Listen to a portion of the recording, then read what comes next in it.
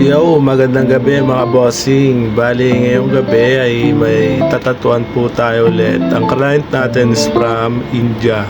Opo, tama po yung narinig nyo. Bali, Indian po si Sir, no? At ito na nga, bumaba na ako ng building namin para sunduin siya at nasa labas na daw siya. At yun, nakita ko na siya. Nandun siya sa may grocery, nakatayo siya. Hihintay niya ako. At yan, kinawayan ko na siya dyan para lumapit na siya at makita niya na rin ako. At ito na nga pala si Bossing. Indian po siya. Yun, galing pa po siya ng Alcus. From work po yan. At yan na nga po, nandito na kami sa bahay. Inhigitan muna natin siya, no?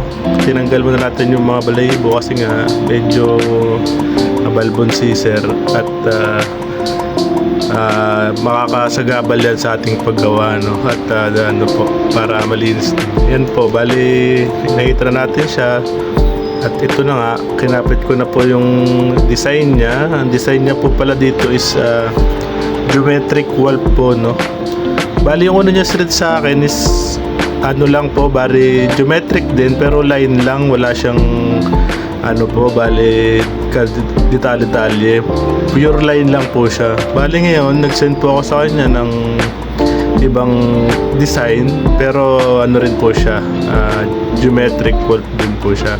Yan, at nagustuhan niya naman po yung design na sinend ko sa kanya. Kaya ito na po, gagawin na natin. Bali, dinikit ko na siya, yan. At dito, nag-start na ako maglinya-linya. Ang gamit nga pala ng hampas lupa dyan ay 7RL po. Sa bolts naman po ng paglining, bali 6 lang po yung ginagamit ko. Depende naman po sa inyo, no? Para lang sa akin, mas komportable ako dito. Tsaka ito yung nakasanayan ko. Pero depende rin sa machine yan, mga bossing. At ito na po, dahan-dahan natin ginuguhitan.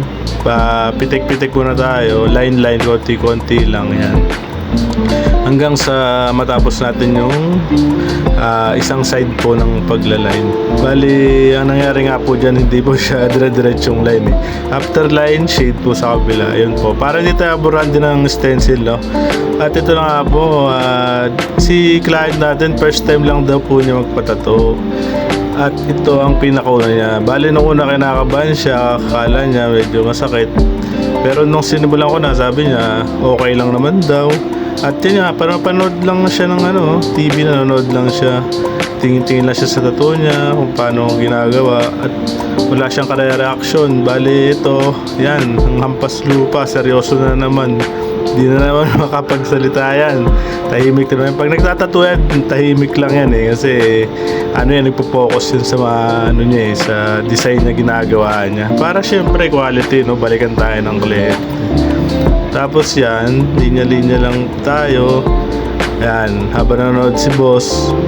At ito na nga, bali, luminya na din tayo dito sa may bandang gilid, no? Pasensya na kayo sa gloves ko, mga bossing, ha. Nagkaabusan tayo ng stock eh, kaya yan muna yung gamit ko ngayon. Pag may dumating uling stock, yun na uli yung gagamitin natin. For this time, ito lang muna, no? At yan na nga po, may dumating nga pala siyang kaibigan, Indian din siya.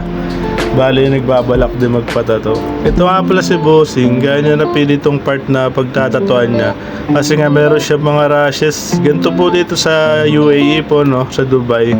Pagkain nga na kain ng manok, ganyan nangyayari sa balat nyo, mga Bossing. Kaya kapurga ng manok yan. Kaya, ayan, nagkakaganyan ang mga balat.